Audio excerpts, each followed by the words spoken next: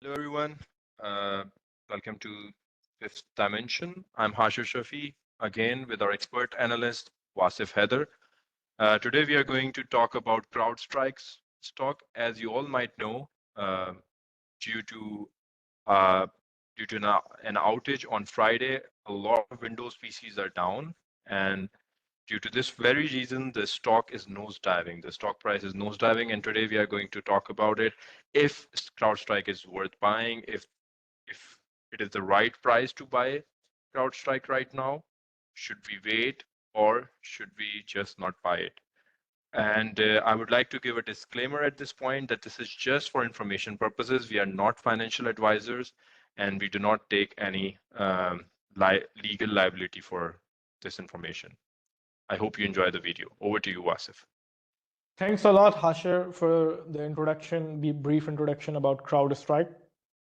So we will be analyzing this stock through numerical values, and as you know, Benjamin Graham said that stock market is a popularity machine or a voting machine in the short run, but it's a weighing machine in the long run. So we are not just popularity driven. Here we analyze a stock with numbers, with balance sheet, income statement, and try to come up with a price which is reasonable for a stock. And for that we use principles from the book of Benjamin Graham, The Intelligent Investor, and also from the book of Phil Town, Rule Number One. So first we will look, as Warren Buffett said, that we have to look if a company has a moat or a competitive advantage over other companies. And Phil Town in his book Rule Number One gives some rules to check if a particular company has a moat or not.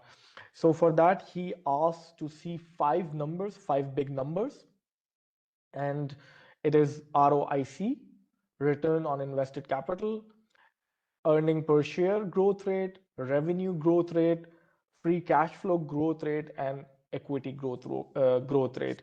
And we will see these numbers and we will see if they are according to the criteria or not. And then we will come up with a margin of safety price, and then we will compare it with the current price. So without a further delay, we will look into the first big number, which is ROIC.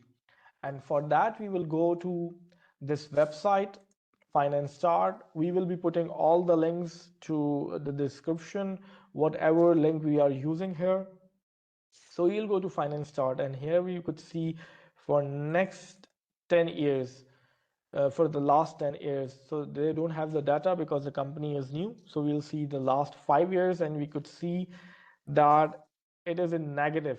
So the first number, which is very important number, is not up to the mark. It has to be 10% or above that, but it's in negative 11.33. So the first check is not passed. Anyways, we will go towards the calculation of the price and see if it's worth buying or not. Now you'll see revenue growth rate. And for that, we will go to MSN Money, msn.com, and there we will go to income statement. And from there, we could see that the revenue in 2017 was 52.75 million, and 2024 right now it's 3.06 billion. And now you have to calculate its growth rate, and for that we will go to Rule Number One calculator, and there we go to investment calculator, and then we go to revenue growth rate or sales growth rate. So the time period is 7 years, and then the initial revenue was 52.75, and the other is 3.06 billion. So it's 3060 million. So for sure, it's above 10%. So the second big number is according to the criteria. Now you'll see earning per share growth rate, and we could see that EPS is going from negative to a positive number. And when something is going from negative to positive, it's infinite growth rate. So for sure, it's above 10%. So the first criteria is third criteria is checked. Now we will go towards equity growth rate, and for that we will go to balance sheet, and it is also going from a negative number to a positive number. So you could see negative 28.72 million to 2.30 billion. So it's for sure more than 10%. Just in case, for the learning point of view, if you want to see where to check these growth rates, we can see that here you can find the equity growth rate and other growth rate as well. You can, whatever you need to know or you need to calculate for stock evaluation, you can find on this website, rule1investing.com. So equity growth rate is also checked. Now the fifth big number is free cash flow, and it is also going from a negative number to a positive number. So it's going from negative 64.65 million to 929 million, and for sure it's above 10%. So we could see that out of 5 big numbers, 4 numbers are up to the mark as they are required, but one of the most important number, ROIC, is not according to the criteria. But anyways, we will go, so we cannot say that it has a mode because one of the big number is missing. So for mode, for a company to have mode, it has to have all the 5 numbers.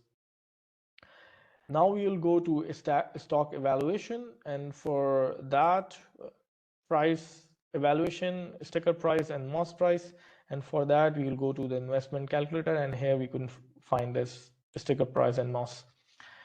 And then we see that we need to have 3 numbers: earning per share, current, future growth rate, and future PE. And what is your minimum acceptable rate of return, what you want.